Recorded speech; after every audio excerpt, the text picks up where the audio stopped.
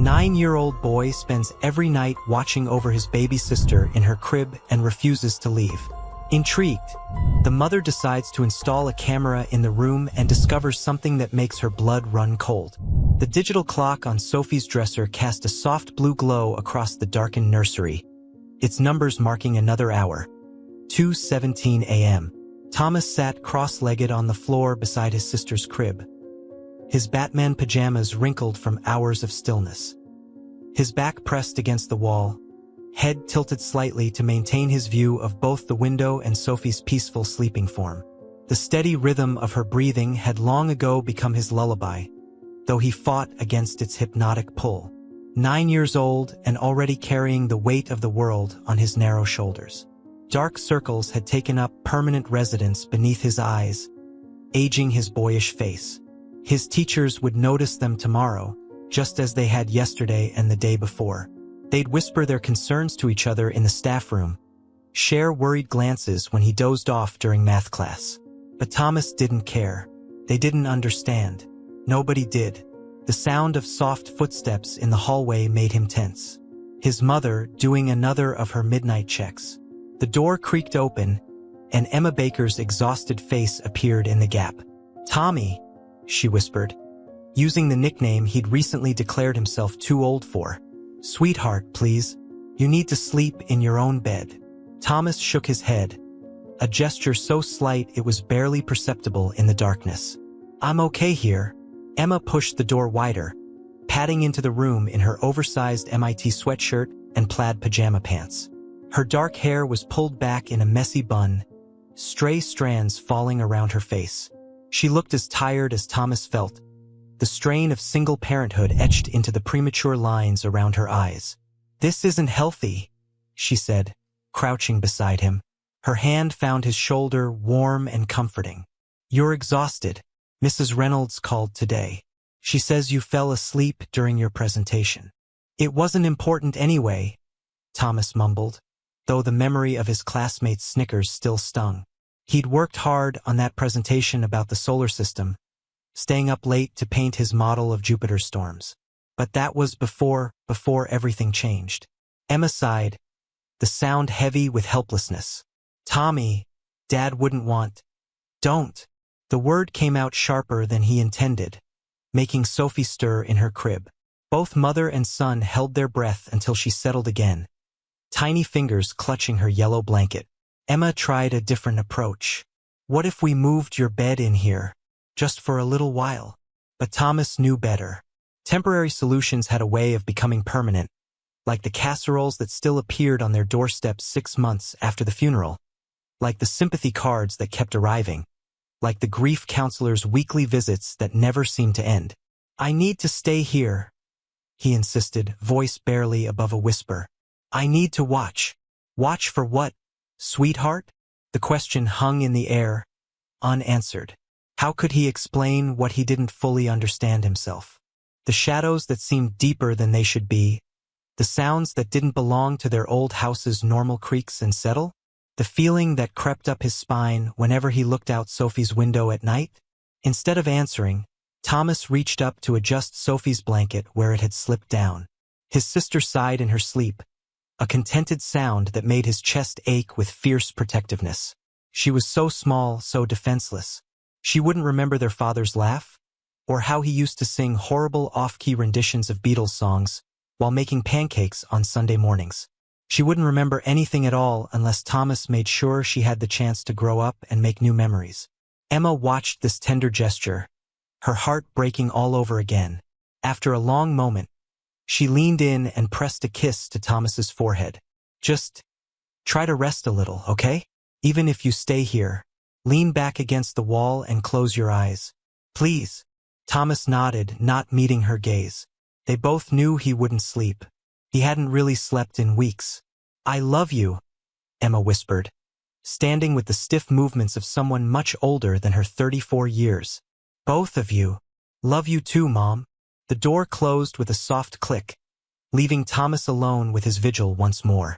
Outside, a car drove past, its headlights sweeping across the ceiling in slow motion. Thomas tracked their movement, counting the seconds until darkness returned. In her crib, Sophie made a small sound, and he automatically reached through the bars to touch her hand, offering comfort even in sleep. The digital clock changed. 2:23 a.m. 7 minutes since he'd last checked. The night stretched ahead, long and dark and full of unknowns. But Thomas wouldn't move. He couldn't. Not when he was the only one who noticed the car that drove by their house too often, or the shadow that sometimes lingered too long beneath Sophie's window. Not when he was the only one who understood that the monsters weren't just in fairy tales anymore. He shifted slightly, trying to find a more comfortable position against the wall. His eyelids felt like they were made of lead, but he forced them to stay open. The night wasn't over yet, and Thomas had promises to keep, promises he'd made to himself, to Sophie, and to a father who would never come home again. The clock ticked on. 2:24 a.m. Just another night in the Baker household, where a 9-year-old boy waged a silent war against exhaustion, and the shadows seemed to watch and wait and grow. The autumn wind rattled the branches against Sophie's window, creating shadows that danced across the nursery walls. Thomas watched them with growing unease, trying to distinguish natural movement from something more sinister. It was just past midnight, and the street outside had fallen into its usual suburban silence, broken only by the occasional passing car. But this car wasn't passing. It had been parked across the street for the last hour, its dark outline barely visible through the gauzy curtains. Thomas had counted. This was the 4th night this week he'd seen it, always between midnight and 3 a.m., always in slightly different spots but always with a clear view of their house. Mrs. Reynolds' words from earlier that day echoed in his head. "Thomas, this is the 3rd time this week you've fallen asleep in class. If this continues, I'll have no choice but to schedule a parent-teacher conference." She'd handed him back his science test, the red D stark against the white paper. He'd used to love science, used to dream about being an astronaut or a marine biologist. Now, those dreams seemed as distant as the stars he could barely see through Sophie's window. A floorboard creaked in the hallway, and Thomas tensed. But it was just their elderly golden retriever, Cooper, making his nightly rounds. The dog padded into the nursery, his graying muzzle and gentle eyes appearing in the dim light. He made his way to Thomas, settling down beside him with a soft whimper. "Good boy," Thomas whispered, scratching behind Cooper's ears. "You feel it too, don't you? Something's not right." The dog's ears perked up suddenly, his head turning toward the window. Thomas followed his gaze, breath catching in his throat.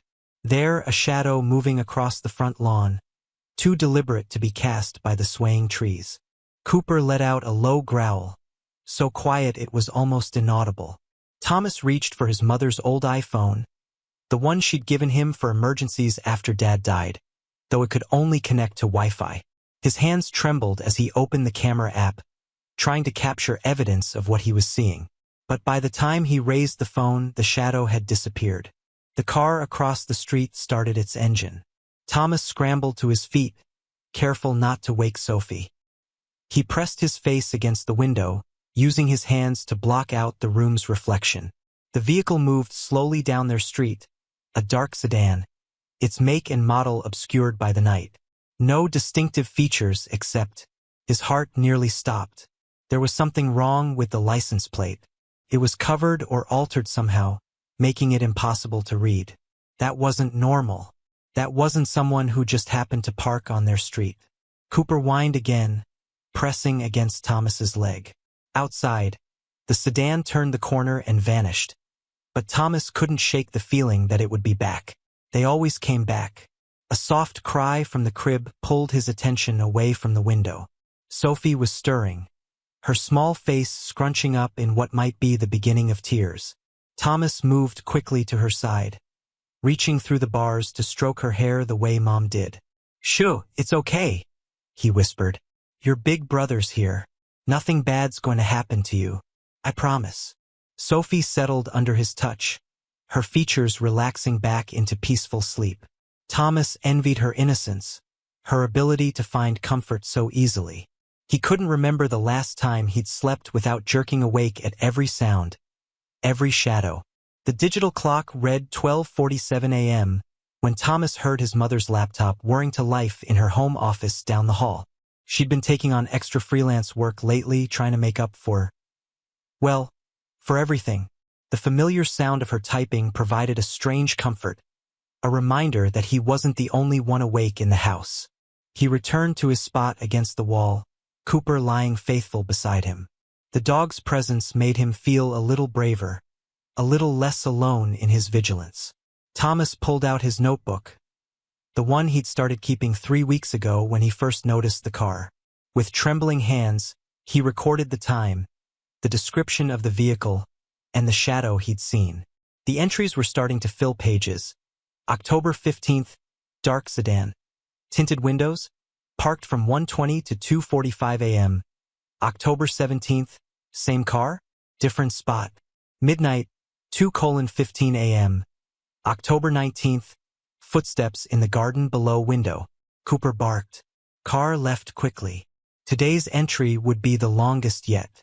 Thomas wrote carefully, determined to document every detail.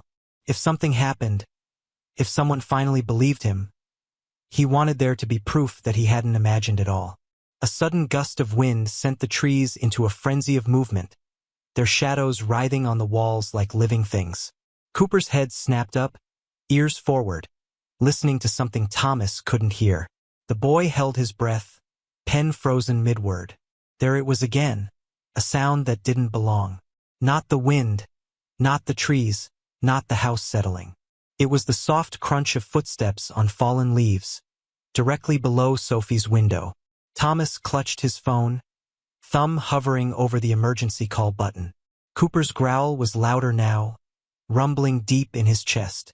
Sophie stirred again but didn't wake. The footsteps moved slowly across the lawn, accompanied by a new sound, the quiet click of what might have been a camera shutter. Thomas's hand shook as he tried to steady his phone, desperate to capture proof. But all he could see through the window was darkness, broken occasionally by the beam of a flashlight sweeping across their front yard. When morning came, he knew what would happen. Mom would check the yard and find nothing. The police would drive by and see nothing suspicious. His teachers would attribute his exhaustion to grief, his paranoia to trauma. But Thomas knew what he'd seen, what he'd heard. He pulled his knees to his chest, one hand still clutching the phone, while the other found comfort in Cooper's fur. The night stretched ahead, long and dark and full of whispered threats that only he seemed to hear. But he wouldn't sleep. He couldn't. Not when the shadows had started whispering back. "He seems nice," Emma said, watching through the kitchen window as their new neighbor methodically raked leaves in his front yard.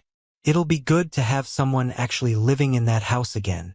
Thomas didn't respond, pushing his cereal around in his bowl. He was fighting to keep his eyes open, the morning sun feeling too bright after another sleepless night. From her high chair, Sophie babbled happily, throwing Cheerios onto the floor where Cooper eagerly snapped them up. The man across the street, Robert Nash, he'd introduced himself as, looked up and waved. Emma waved back with a tired smile. Thomas watched as Nash's gaze shifted, moving from his mother to the window of Sophie's nursery above. Something cold settled in his stomach. "Did you see his car?" Thomas asked, trying to keep his voice casual. Emma was wiping Sophie's face, distracted by the morning routine. "Oh, the BMW? It's nice. He said he's in investment banking or something like that." "It's black," Thomas pressed. "Like the one that parks here at night." Emma's hands stilled. She turned to look at him, worry creasing her forehead. "Tommy, we've talked about this. The police checked the street 3 times this week. There's no suspicious car. Because it's not there when they come. It only comes at night when... That's enough." Emma's voice was firm but gentle. "I know you're worried about Sophie. I know." She paused, swallowing hard. "I know losing Dad has been hard on all of us. But seeing threats everywhere isn't healthy." The doorbell rang before Thomas could argue further. Cooper barked once, tail wagging as Emma went to answer it. Thomas knew who it would be before the door opened. He'd seen Nash walking up their driveway with something in his hands. "Good morning." Nash's voice carried into the kitchen, smooth and friendly. "I made way too much banana bread yesterday. Thought your kids might enjoy some. Thomas listened to his mother's thanks, to the easy conversation that followed. Nash's laugh was perfect. Not too loud. Not too soft. Everything about him was perfect, calculated, like an actor who'd studied his role thoroughly. Is this your son? Nash appeared in the kitchen doorway, and Thomas felt the weight of his gaze. The man was tall and well-dressed in expensive casual wear, his salt and pepper hair styled just so. He smiled, showing perfect white teeth. I'm Rob, your new neighbor. Thomas nodded but didn't speak. Under the table, Cooper pressed against his legs, unusually quiet. And this must be Sophie. Nash's attention shifted to the high chair, his smile widening. She's adorable. How old is she? 18 months, Emma answered, setting the banana bread on the counter. And already getting into everything, aren't you, sweetheart? Sophie squealed in response, reaching for the new visitor with sticky hands. Nash stepped closer to the high chair, and Thomas found himself standing up so quickly his chair scraped against the floor. I need to get ready for school, he announced abruptly. Emma gave him a look, but Nash just chuckled. Not a morning person? I remember those days. School's tough when you're tired. His eyes lingered on the dark circles under Thomas's eyes. Not sleeping well. The question felt like a threat, though Thomas couldn't explain why. He shrugged and left the kitchen, but not before hearing Nash's next words to his mother. You know, I used to work with troubled kids before I got into finance. If you ever want to talk. Thomas took the stairs 2 at a time, needing to check Sophie's room. Everything looked normal. The window was locked, the curtains drawn just as he'd left them. But something felt different. He crossed to the window, looking down at the spot where Nash now stood chatting with his mother by the front gate. As if sensing his gaze, Nash looked up, that perfect smile still in place. In the morning light, there was nothing obviously threatening about Robert Nash. He was handsome in a generic way, his clothes expensive but not flashy, his manner warm and engaging. The kind of neighbor anyone would want. But Thomas remembered the sound of footsteps in leaves that shouldn't have been disturbed. He thought about the dark car with its obscured license plate, about the camera clicks in the night. His hand found the notebook hidden under Sophie's changing table, filled with his careful documentation of things the adults refused to see. A new entry formed in his mind. October 22nd, Robert Nash moves in across the street. Black BMW in driveway. Same make as night car. Cooper appeared in the doorway, whining softly. The dog had been acting strange since Nash's arrival, staying close to Thomas and Sophie, growing alert at odd moments. Mom said he was just picking up on Thomas's anxiety, but Thomas wasn't so sure. He heard his mother calling him to finish getting ready for school. With one last look at Sophie's window, he headed to his room to change. As he pulled on his jacket, he caught a glimpse of himself in the mirror. A pale, tired face that looked older than its 9 years. Dark circles under watchful eyes that couldn't afford to close. Tommy, Emma appeared in his doorway. Mr. Nash offered to watch Sophie sometime if I need help.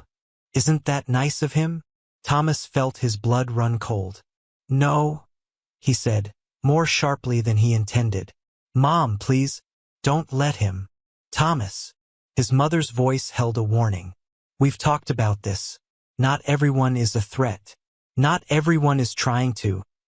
She trailed off, unable to voice the fears that had plagued her since becoming a widow.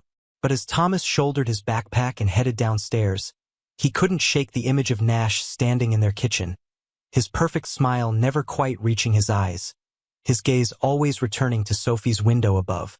He couldn't forget how Cooper, who loved everyone, had stayed pressed against Thomas's legs, silent and watchful. Outside, Nash was getting into his BMW. The car purred to life, a sound Thomas had heard too many times in the dead of night. As they passed each other on the driveway, Nash gave him another smile. See you around, Thomas, he called, and somehow it sounded like a promise. Emma's fingers hovered over the laptop keyboard. The security camera interface opened before her. The installation had cost more than she could really afford, but Thomas's behavior had left her no choice. The small camera, now discreetly mounted in the corner of Sophie's nursery, offered a clear view of the entire room, including the window that seemed to occupy so much of her son's attention. The clock on her desk read 11:42 p.m. Through the video feed, she could see Thomas in his usual spot, sitting against the wall beside Sophie's crib. He was talking softly, though the camera's microphone barely picked up his whispers. "Just need to stay awake a little longer," he murmured, more to himself than to his sleeping sister. "Can't let them get close to you." Emma adjusted the volume, straining to hear more. Them. He kept using that word, but who were they? The therapist had suggested that Thomas was creating imaginary threats to process his grief, giving shape to the formless fear of loss that had haunted him since his father's death. "There's someone out there." Thomas's voice came through clearer now. "I see them watching. Every night they come closer." A chill ran down Emma's spine despite her rational mind's protests. She switched to the exterior camera view, scanning the front yard. Nothing seemed out of place, yet she squinted at the screen. There, by the garden beneath Sophie's window, was that a footprint in her freshly mulched flower bed? Emma zoomed in, her heart beginning to race. The impression was clear. Someone had stood there, recently enough that the morning dew hadn't softened the edges. "It's probably just the gardener," she whispered to herself. But she knew that wasn't true. They hadn't had a gardener since David died. She'd been doing all the yard work herself. Movement on the nursery camera drew her attention back to the interior feed. Thomas had gone to the window, pressing his face close to the glass. His posture was tense, alert, like Cooper when he sensed something wrong. "Mom never checks the garden right," he said softly to Sophie. "They know when to come. They know when she's too tired to look properly." Emma opened her desk drawer, pulling out the small notebook she'd started keeping. Her own observations, meant to track Thomas's behavior for his therapist, now held a different kind of record. 10/21, Sophie's favorite stuffed elephant missing from crib, found in bushes below window.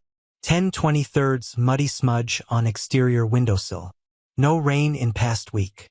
10/25, motion light battery dead. Was changed last month. Small things, easy to explain away, but seeing them listed together made her stomach twist with unease. On the screen, Thomas had returned to his spot by the crib. Sophie stirred in her sleep, and he reached through the bars to gentle her, humming the lullaby David used to sing. The sound made Emma's eyes burn with tears. A soft thud from outside made her jump. Through the exterior camera, she watched Cooper race across the yard, barking at something, or someone just out of frame. By the time she switched to the other camera angle, whatever had disturbed him was gone. But there was something new in the garden. Emma zoomed in, her hands shaking slightly as the image cleared. There, half buried in the mulch as if dropped in haste, a small silver camera memory card. She looked back at the nursery feed. Thomas was staring directly at the camera now, his expression both vindicated and afraid. He knew she was watching, knew she was finally beginning to see what he'd been trying to tell them all along. "Mrs. Baker?" Thomas's voice came through the speaker, formal and serious in a way no 9-year-old should sound. "I think you should check the garden in the morning. Really check it this time." Emma closed her notebooks, her throat tight. In the morning, she would call the police again. In the morning, she would document everything properly. In the morning, she would finally start taking her son's fears seriously. But for now, she opened another window on her laptop, bringing up the footage from the past week. She had hours of watching ahead of her, searching for whatever Thomas had seen in the dark. Whatever had turned her brave, brilliant boy into a sleepless guardian. Outside, Cooper had settled beneath Sophie's window, his low growl a constant warning in the night. Above him, Thomas maintained his vigil, his small face pale in the camera's infrared glow. And somewhere in the darkness beyond their home, someone watched, waited, and left traces too small for adults to notice, but not too small for a brother's watchful eyes. "Mrs. Baker, we believe Thomas needs more help than we can provide at school." Emma sat rigid in the hard plastic chair, clutching her purse in her lap. Across the desk, Mrs. Peterson, the school counselor, shuffled through a folder of concerning incidents. Behind her, Thomas's homeroom teacher, Mrs. Reynolds, nodded in solemn agreement. His latest art project was troubling. Mrs. Peterson slid a drawing across the desk. Dark crayon strokes depicted a house with ominous shadows lurking outside. A figure stood at a window watching a small bed. He's exhibiting signs of acute anxiety and possible paranoid ideation. Emma stared at the drawing, remembering the memory card she'd found in the garden. She'd turned it over to the police, but they'd said it was probably dropped by a teenager taking nature photos. Just like they'd dismissed the footprints. Just like they'd explained away everything else. "We're recommending Dr. Patricia Carter," Mrs. Peterson continued, pushing a business card forward. "She specializes in childhood trauma and grief counseling. Given what Thomas has been through." Outside the office, Thomas sat in the waiting area, his backpack clutched to his chest. Through the window, Emma could see him watching the parking lot, his eyes tracking every passing car with the hypervigilance that had become his constant state. "He's barely sleeping," Emma admitted. "He's convinced someone is trying to hurt his sister." Mrs. Reynolds leaned forward. "Is this about the new neighbor he mentioned? Mr. Nash?" She exchanged a knowing look with the counselor. "Thomas accused him of taking pictures of your house during recess yesterday. When we investigated, Mr. Nash was simply photographing birds for his nature blog." Emma felt a familiar doubt creep in. Nash had shown her the blog himself, beautiful photographs of local wildlife, accompanied by thoughtful observations. He'd even offered to teach Thomas about photography, trying to connect with the boy who so obviously distrusted him. Dr. Carter's office was designed to be comforting, with soft colors and comfortable furniture, but Thomas sat stiffly on the oversized armchair, his feet barely touching the floor, eyes fixed on the window behind the therapist's desk. "Can you tell me about what you see at night, Thomas?" Dr. Carter's voice was gentle, practiced. "You won't believe me," Thomas said flatly. "No one does. Try me." Thomas was quiet for so long that Dr. Carter thought he might not speak at all. Then, in a rush, "He stands in his yard with a camera. Every night. Sometimes he gets closer to Sophie's window. He has different cameras, small ones, big ones with long lenses. He thinks no one can see him because he wears dark clothes. But I can. I always see him. And he is your new neighbor?" Dr. Carter made a note on her pad. "Mr. Nash. He's not who he says he is." Thomas's hands gripped the armrests. "He changed his license plate. The one he has in the day is different from the one at night. I wrote down both numbers, but when I told the police, they said I must have made a mistake." Dr. Carter's pen moved across the page. "That must be frustrating, feeling like no one believes you." "It's not about believing," Thomas said, his voice rising slightly. "It's about seeing. I see him. Last night he was in our garden again. He left something behind, a memory card. Mom found it, but the police said it wasn't important.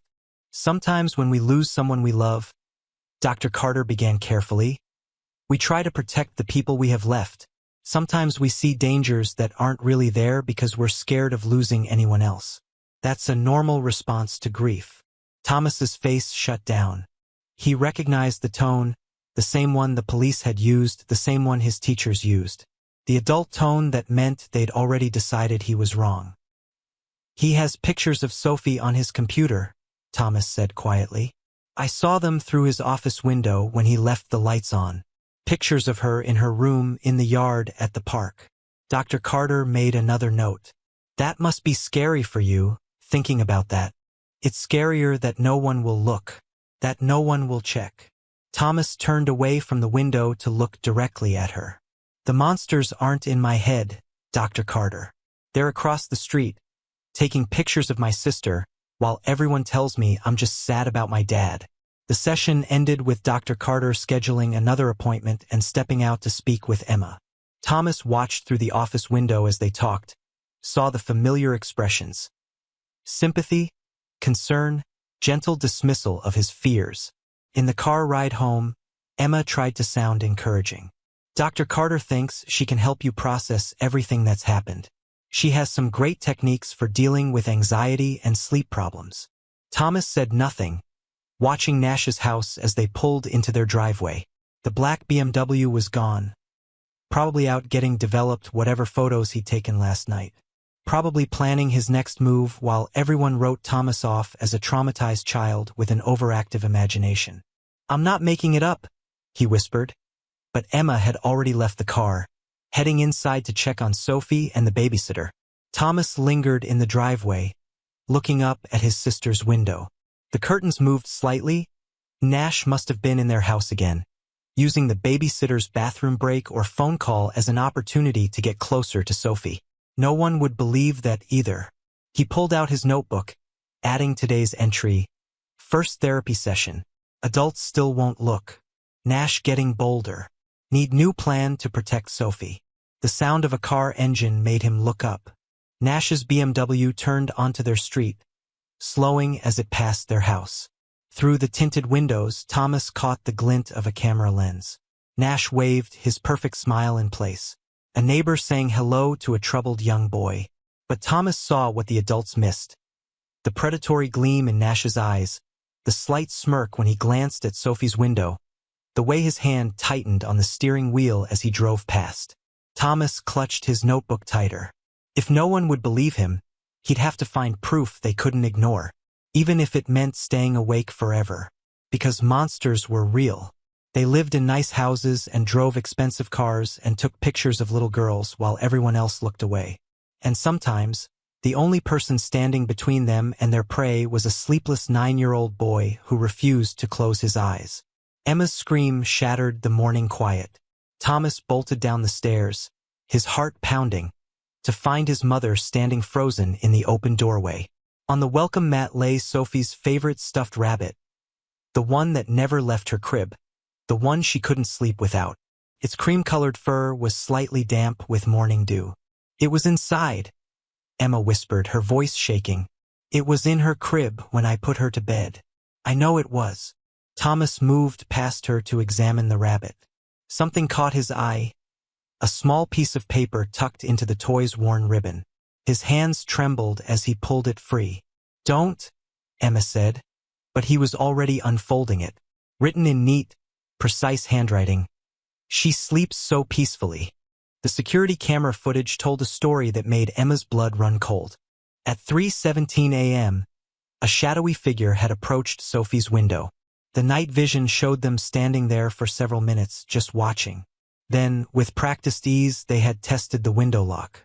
"The alarm would have gone off," Emma insisted, rewinding the footage again. "We would have heard. Unless they knew how to disable it," Thomas said quietly. The figure on the screen moved with purpose, familiar with the property's layout. They kept to the blind spots between motion sensors, avoiding the areas that would trigger the security lights. This wasn't their first visit. Emma fast-forwarded through hours of footage. The figure returned at 4:23 a.m., this time carrying something small. Sophie's rabbit. They placed it carefully on the welcome mat, positioned just so, a message, a warning, a demonstration of how close they could get. "We need to call the police," Emma said, reaching for her phone. Thomas watched the footage again, focusing on the way the intruder moved. Their height, their build, the careful precision of their movements. He'd seen that walk before, crossing the street with a plate of banana bread, waving from a black BMW. "They won't believe us," he said. "Not without better proof." But Emma was already dialing, her free hand clutching Sophie's rabbit. Through the baby monitor, they could hear Sophie beginning to stir, demanding her comfort toy with increasing distress. Officer Wilson arrived 20 minutes later, the same officer who'd dismissed their previous calls. He examined the rabbit with professional detachment, his expression already set in lines of patient skepticism. "The camera footage is grainy," he said, watching the screen. "Could be a teenager playing pranks. Or the wind could have blown the toy out through an open window." "The windows were locked," Emma insisted. "They're always locked. And what about the note?" Officer Wilson studied the paper, frowning. "No obvious fingerprints. Standard printer paper, standard black ink. Nothing we can trace." He looked up at Emma with practiced sympathy. "Mrs. Baker, I understand you're concerned, especially given your situation. Being a single mother isn't easy." Thomas turned away, unable to watch another adult dismiss the evidence in front of them. Through the front window, he saw Nash emerging from his house, right on cue, like he'd been waiting, watching, timing his appearance. Nash waved, all concerned neighbor, and started across the street. Thomas watched him approach, noting how his walk matched the shadowy figure's stride perfectly. "I saw the police car," Nash called as he approached. "Everything okay?" Officer Wilson stepped outside to greet him, and Thomas heard the familiar exchange begin. Nash's practiced concern, his gentle questions about their welfare, his subtle hints about Emma's stress and Thomas's psychological state. Emma went upstairs to comfort Sophie, leaving Thomas alone by the security monitor. He rewound the footage again, freezing on a frame where the intruder turned slightly toward the camera. There, glinting in the infrared light, a ring on their right hand. A distinctive signet ring. Thomas glanced out the window. Nash was gesturing as he spoke to Officer Wilson, his right hand raised to emphasize a point. The same ring caught the morning sun. Upstairs, Sophie had stopped crying. The house settled into an uneasy quiet broken only by the murmur of adult voices outside Nash and Officer Wilson, discussing the overactive imaginations of grieving children, the psychological toll of loss, the way fear could make people see things that weren't there.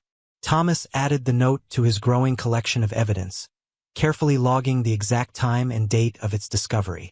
Soon, he knew, Nash would find a way to come inside, to offer comfort and support to the rattled family.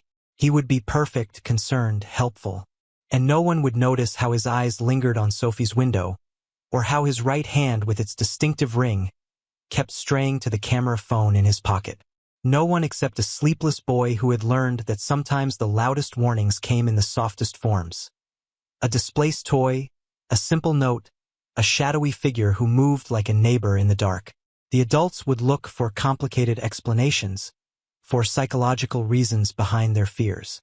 But Thomas knew the truth was simpler and far more dangerous. The monster had just proven he could reach into Sophie's crib while they slept, and he wanted them to know it.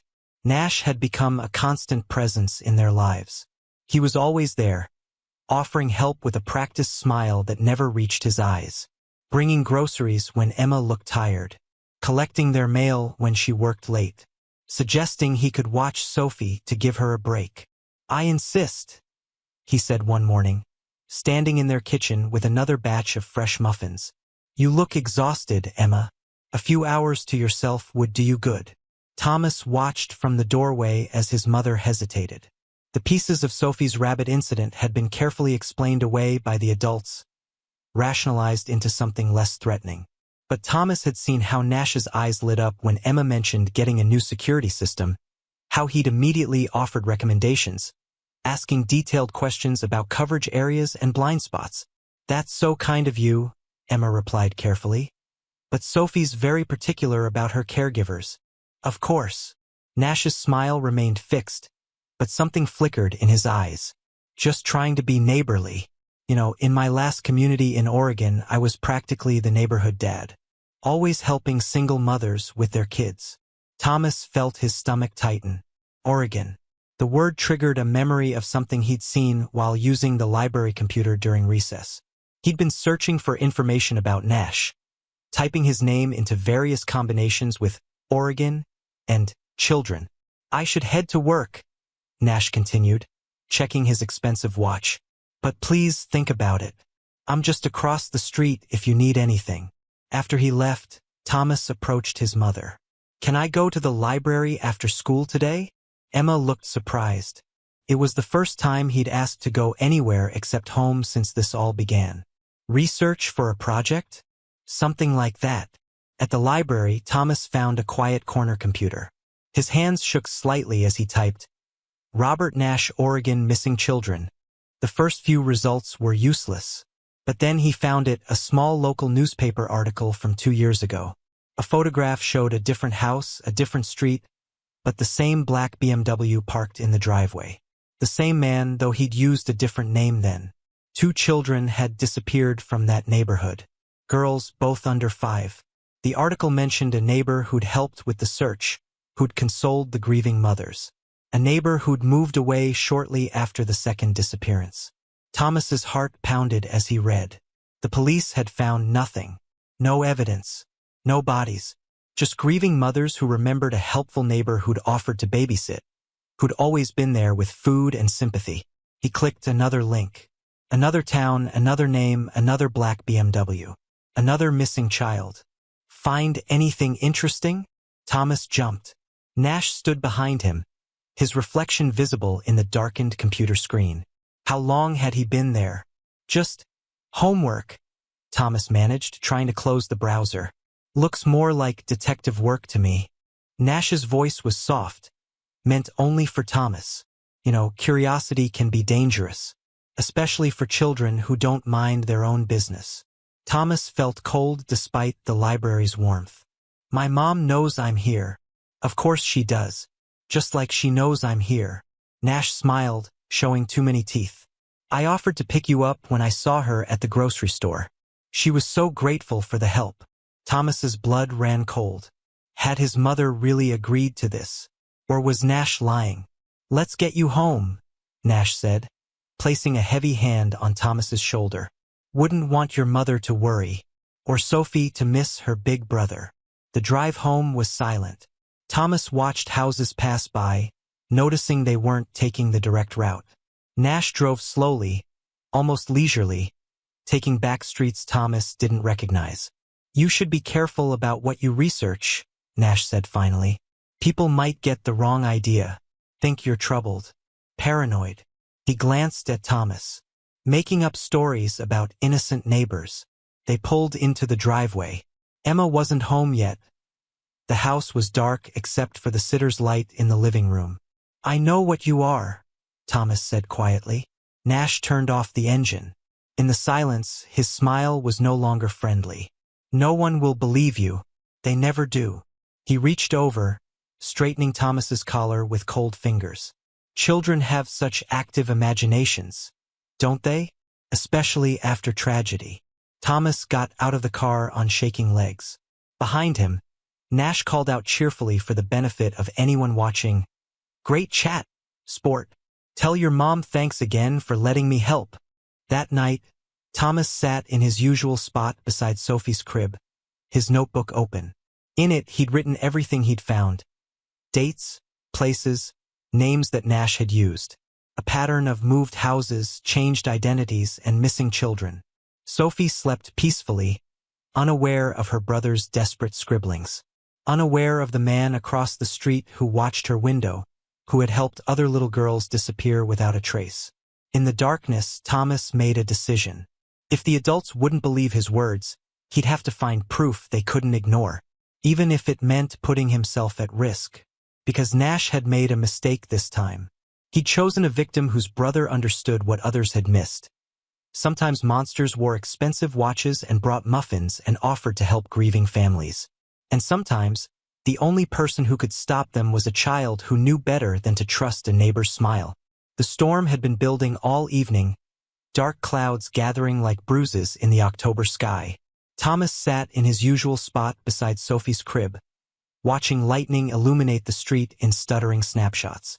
Each flash revealed Nash's house across the way, dark and waiting. Thunder rolled overhead, making Sophie whimper in her sleep. Thomas reached through the bars to touch her hand, providing silent comfort. The wind howled and then darkness, complete and sudden. The power outage plunged the neighborhood into black. Thomas heard his mother's muffled curse from her home office, followed by the sound of her searching for flashlights. But he didn't move. His eyes were fixed on Nash's house, waiting for the backup generator he knew would kick in. Didn't. Tommy, Emma's voice carried up the stairs. Stay with Sophie while I check the breakers, as if he'd be anywhere else. Lightning flashed again, and Thomas's heart stopped. For a split second, he saw a figure in Nash's driveway, not heading for shelter from the storm, but moving purposefully toward their house. Thomas fumbled for his phone, fingers trembling as he typed a text to his mother. Someone's outside. The response was immediate. Stay put. calling police. But Thomas knew the police would be too late. They always were. Besides, in this weather, response times would be doubled. He clutched his phone tighter, using its dim light to check Sophie's window. The lock was secure. He checked it compulsively every hour, but in the next lightning flash, he saw something that made his blood run cold. The security system's LED was dark. No power meant no alarm. A scraping sound at the window made him freeze. Metal on metal, someone working at the lock from outside. Thomas's mind raced. The ladder from the garage must have been used. He'd noticed it had been moved slightly yesterday, but hadn't thought. Sophie stirred in her crib, perhaps sensing her brother's fear. Thomas moved silently to the window, phone gripped tight, heart thundering in his chest. Another flash of lightning, and he saw him. Nash, balanced precariously on the ladder, tools in hand, face twisted in concentration. Thomas did the only thing he could think of. He screamed. The sound shattered the storm's rhythm. Nash startled, losing his grip on the wet ladder. There was a crash followed by cursing. Thomas heard his mother's footsteps pounding up the stairs, Cooper barking frantically below. "Thomas!"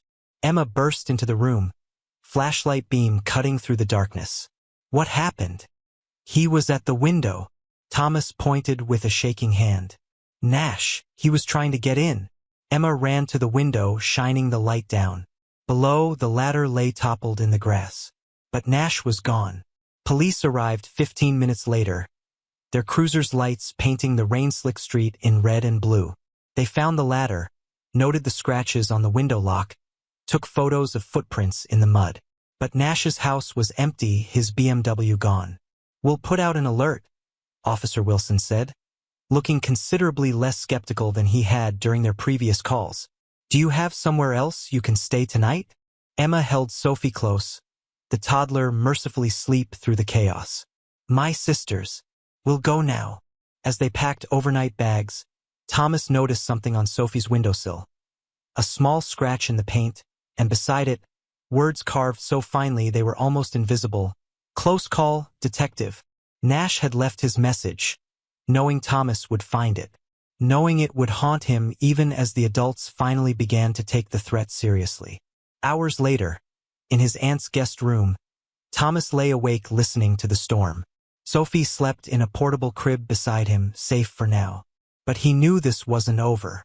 Nash had been planning this for too long, had invested too much time grooming their family and learning their routines.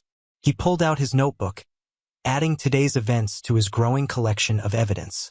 The police might be looking for Nash now, but Thomas knew they wouldn't find him. Not tonight, anyway. Men like Nash didn't get caught that easily. They retreated, regrouped, and came back smarter and more determined. But something had changed tonight. For the first time, Thomas had proof that others could see.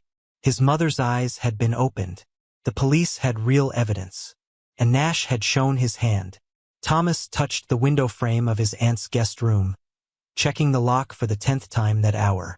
Outside, the storm was passing, but he knew a different kind of storm was just beginning. Nash would be back. Men like him always came back, but this time they would be ready. Detective Laura Reeves stood in Nash's abandoned living room, latex gloves snapping against her wrists as she pulled them on. The house still held the artificial perfection of a staged home. Everything arranged just so, not a possession out of place. Too perfect, like a movie set rather than a lived-in space. "Mrs. Baker," she called over her shoulder. "You're certain he knew about your late-night work schedule?" Emma nodded, holding Sophie closer to her chest. They'd been called back from her sister's house after the police search warrant came through. "He always seemed to know when I'd be working late. Said he kept an eye on the house those nights, for safety." Thomas stood in the doorway, taking in details the adults might miss. The precise angle of the living room furniture, all positioned to provide clear views of their house across the street. The expensive camera equipment partially visible through the office doorway. The wall-mounted television that never seemed to actually play shows, only surveillance footage. "Detective," an officer's voice carried down from upstairs. "You need to see this." They followed Detective Reeves up to Nash's home office. The room's walls were covered in photographs, Dozens of them, all of children. Some were clearly taken with professional equipment, others appeared to be quick snapshots from a distance. And there, in the center of it all, was a collection of recent photos of Sophie. Emma made a choked sound. Some of these were taken through her bedroom window, Thomas said quietly, pointing to a series of images. See how the curtain edge shows? That's why I couldn't sleep. I kept seeing the camera flash. Detective Reeves was already calling for the forensics team. Mrs. Baker, we're going to need you to look at something. She hesitated, glancing at Thomas. Perhaps the children should wait downstairs. No. Thomas's voice was firm. I found the evidence. I kept the notes. I deserve to know. The detective studied him for a long moment, then nodded. She led them to a locked door, Nash's bedroom. Inside, they found more than photographs. One wall held newspaper clippings about missing children from different states. Names and dates had been carefully highlighted, connections drawn between cases that had seemed unrelated. Robert Nash isn't his real name, Detective Reeves explained, picking up a stack of driver's licenses from the dresser. Different states, different names, but all with Nash's photo. We're running them now, but it looks like he's been moving up and down the East Coast for years, always following the same pattern. Thomas moved to Nash's desk, drawn to a leather-bound notebook that looked similar to his own.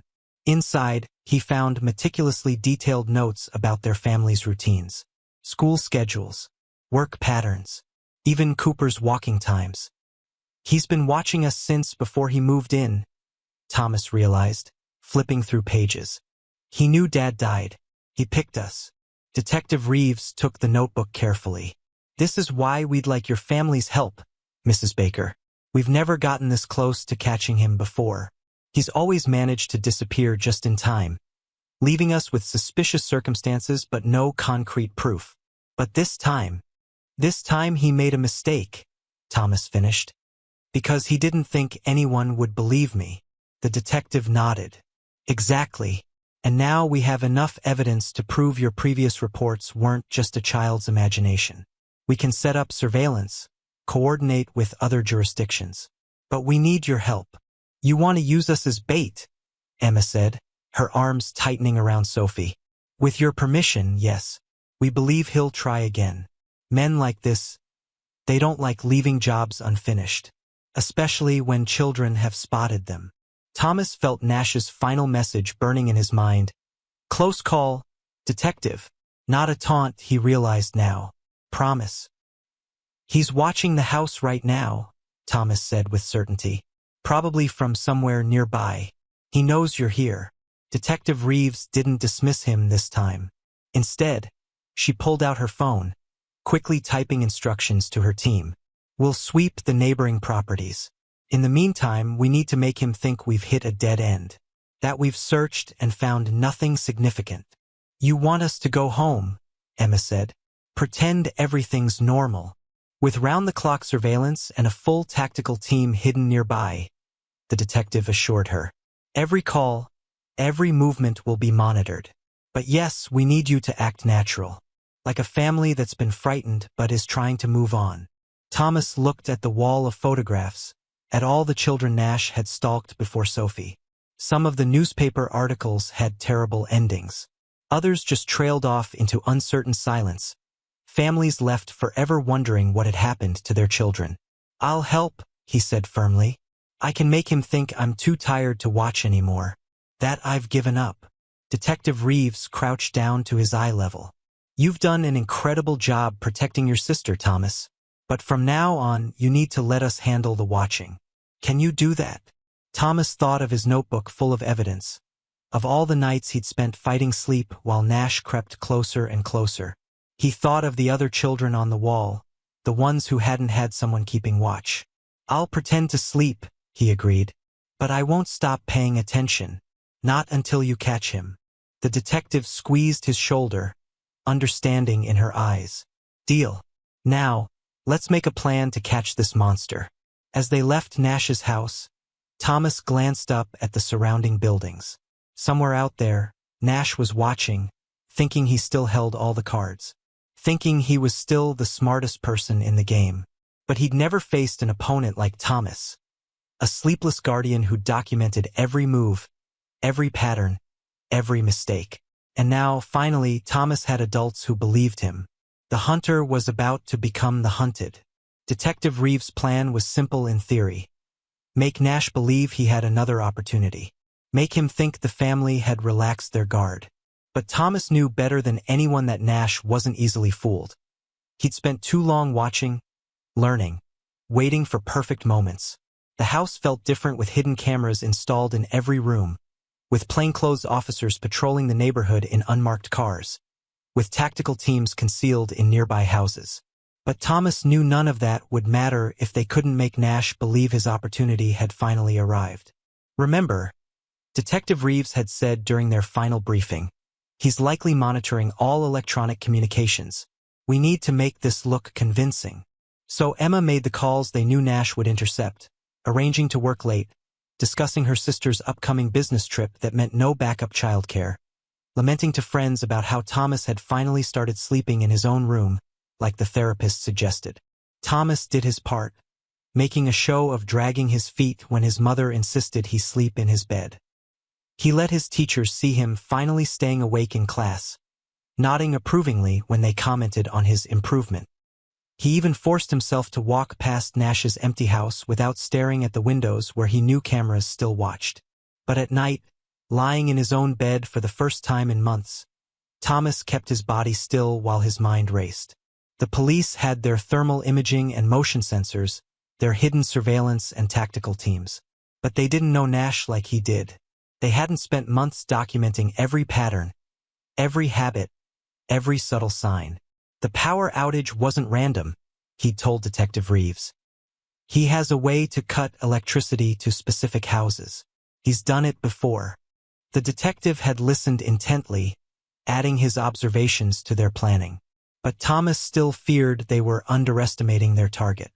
Nash had evaded capture across multiple states, had perfected his methods through terrible practice.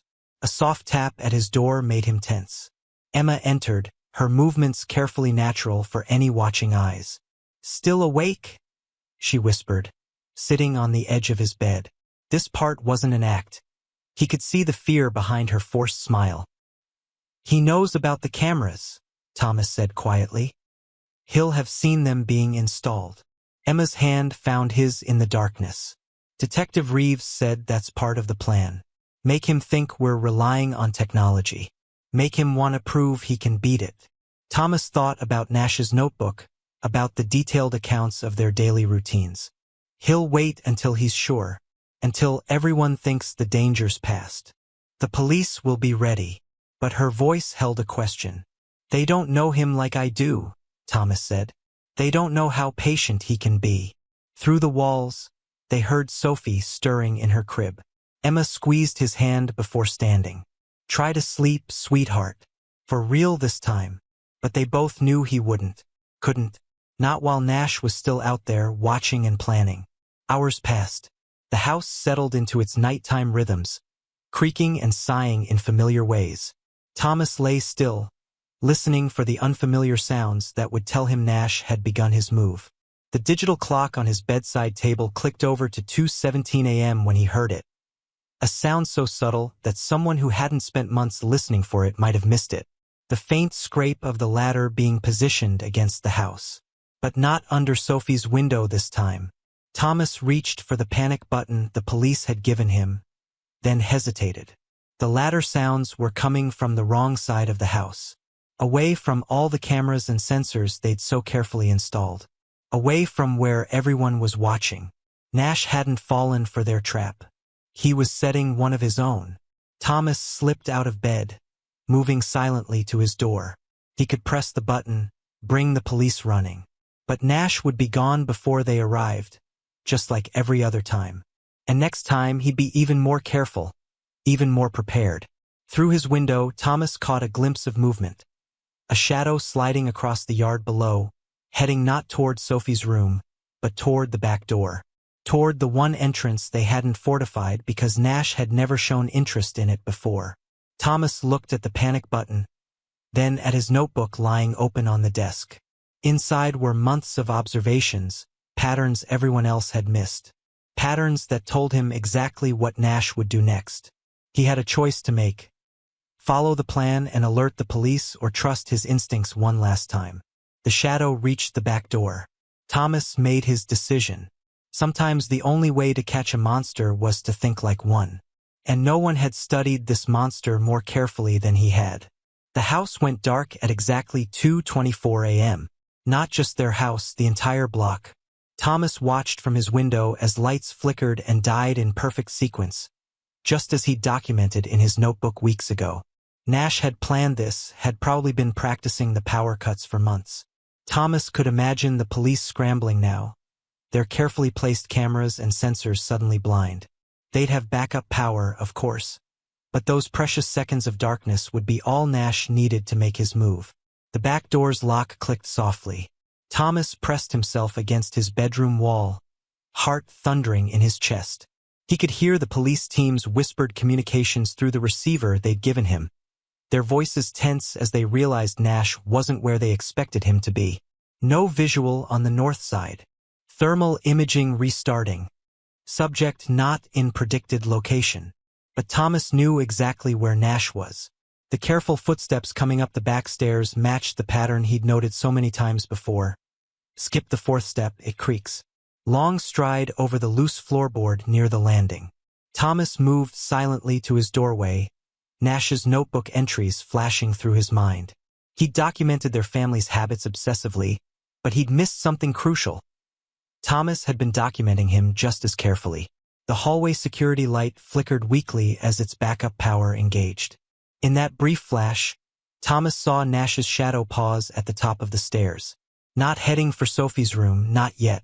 First, he'd check Thomas's room, make sure the boy was really asleep. It's what he'd done in other houses, with other children who might raise the alarm. Thomas touched the panic button in his pocket but didn't press it. Not yet. The police were watching the wrong places, positioned to catch Nash coming through windows or lurking in the garden. Only Thomas knew he'd choose the path everyone thought was safe.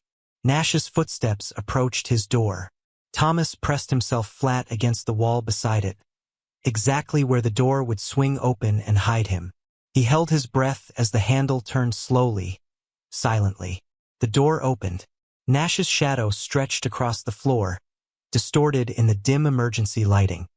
He moved toward Thomas's bed, where pillows arranged under blankets created the illusion of a sleeping child.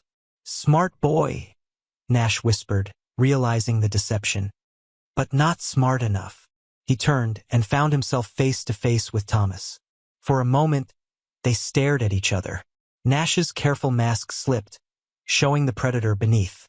But Thomas didn't flinch. He'd seen the monster too many times to fear its face.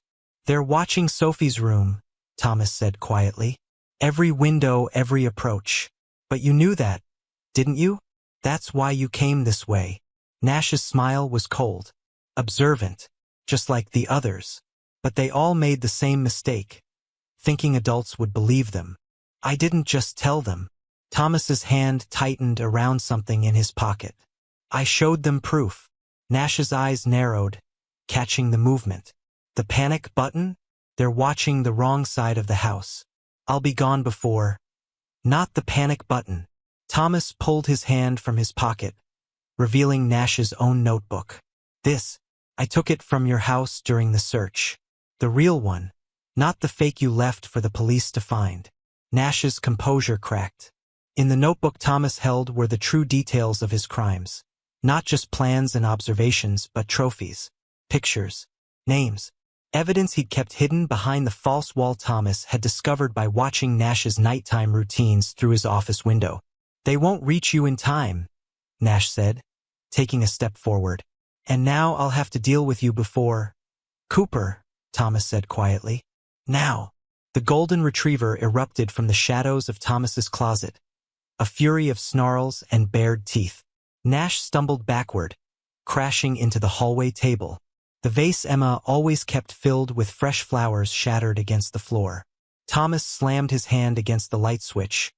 Not the main lights, which Nash had disabled, but the portable emergency light he'd hidden above the door frame. Brilliant white light flooded the hallway, momentarily blinding Nash. And then everything happened at once.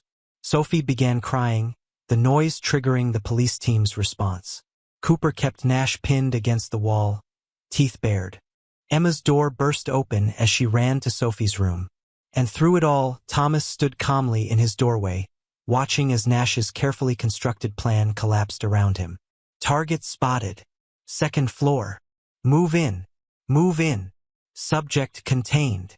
The house erupted with movement as police teams converged from every direction. Nash tried to bolt, but Cooper's training, those long hours Thomas had spent teaching him to guard on command, paid off. The dog kept him trapped until officers reached the scene. Detective Reeves was the first up the stairs, her face grim as she took in the scene. "Thomas? You okay?" Thomas nodded, watching as officers cuffed Nash. "I knew he'd check my room first. He always does.